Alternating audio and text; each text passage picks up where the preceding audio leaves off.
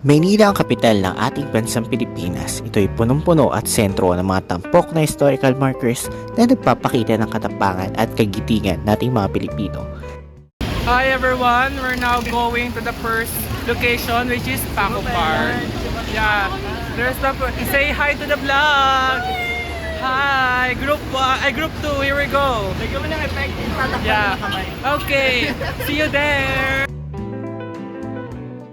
Hi, we're here already in Paco Park and we're going to find how many markers? Six markers beginning. Let's find out. Okay, let's go. Fight. Paco Cemeterio, dating Sementeryo General de Dilao, ay itinayo noong 1820. Ito ay itinayo bilang libingan para sa mga yumaong biktima ng kolera noong panahon na iyon.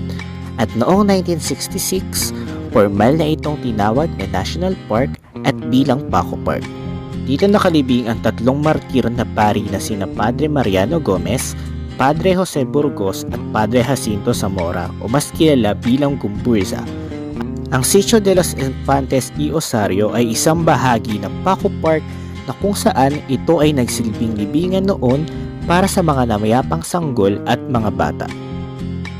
Ang ating pambansang bayani na si Dr. Jose Rizal ay dating nakalibing dito sa Paco Park. Kung iyong mapapansin, ang kanyang pangalan ay nakabaliktad at nakaayos sa letrang R, P, J upang maiwasan na gamitin ang kanyang katawan o iparada ng mga revolusyonaryo noong panahon na iyon. Dito naman sa St. Pancratius Chapel na ito ay dating nakalibing si Major General Henry Lawton. Si Major General Henry Lawton ay namatay sa Battle of San Mateo noong December 19, 1899. Ngunit ngayon ang kanyang labi ay naiuwi na sa Estados Unidos. Hi everyone, we're here in front of Pexon Hall. Here's the Sulo. We're here as a starting point for our historical immersion. Hey. Look forward to it. It'll be fun. You'll be go together with us, Danny, Johan, Roy, and Cyrus, and other members as well.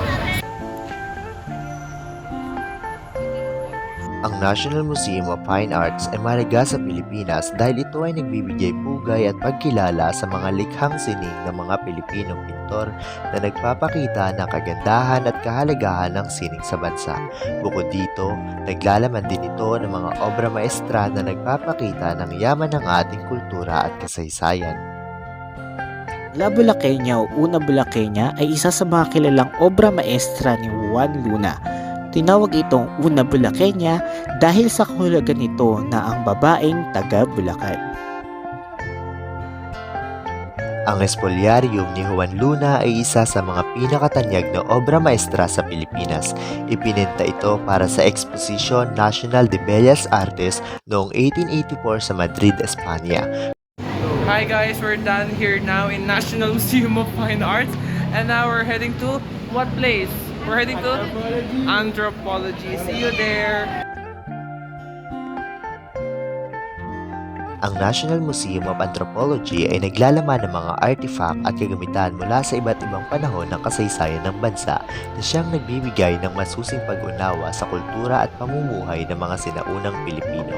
Ito rin ay nagpapalalim sa ating kaalaman at magpapahalaga sa sariling kultura at kasaysayan. Unang palapag ng museo na ito, may makikita ka sa dambuhalang plastic water dispenser bottles na kung saan sumisimbolo sa mga kwentong bayan ng mga Pilipino. Ito ay ang Bahay Balete. Ito ay pinagawa sa artist ni Mr. Tim Yap.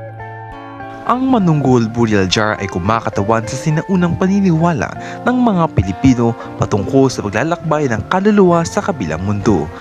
Yeah, we're now done finding the other national treasures. And now we're going back to PNU. Say hi, bye! We're here now in Binondo, in front of what church is this? Roman of Faith.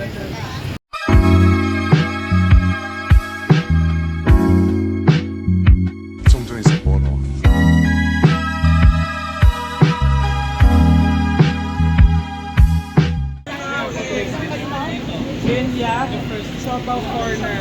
You taste their super famous siopaw.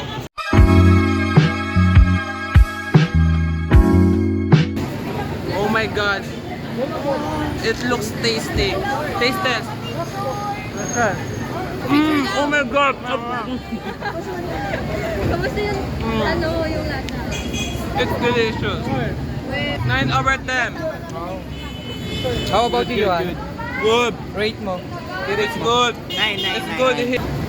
9 out of 10. Kung ang hanap mo naman ay sa bawat noodles na pwedeng higupin, para sa iyo ang mami ng Masuki Mamihan.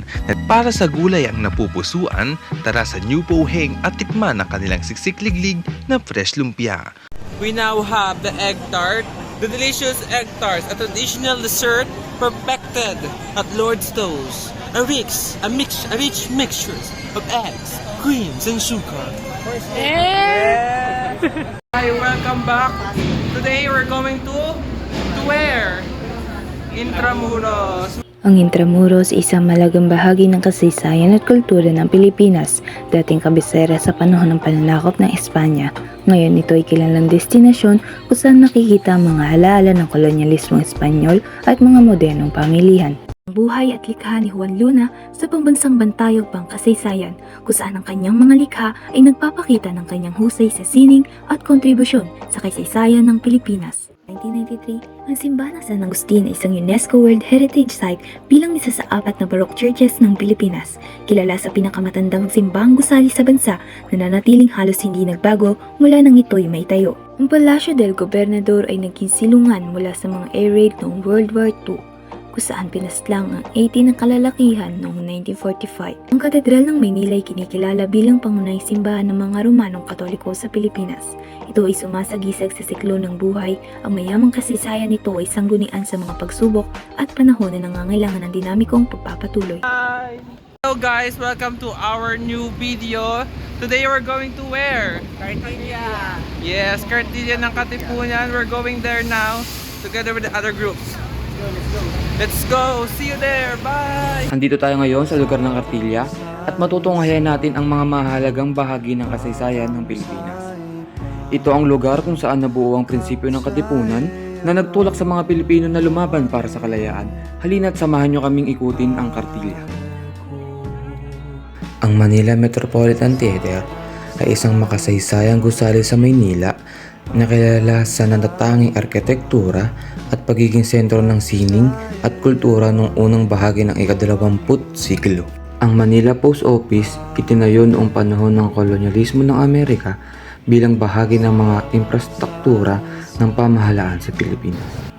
Roseros Park ay isang pampublikong parke sa Maynila na kilala bilang huling gubat na binhi ng Maynila dahil ito na lamang ang nag-iisang natitirang gubat sa lungsod. Welcome back. We're here now at Luneta. We will find the other parks, no? The Japanese park, the Chinese park, every other parks. We'll go there. Watch us. See you later.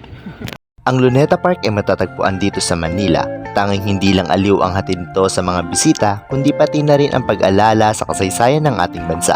Ito ang naging saksi sa makasaysayang pagdeklara ng kasarinlan noong 1898. Bukod sa pagiging pook na kasaysayan, ito rin ay isang lugar ng pahinga at libangan para sa mga mamamayan at turista.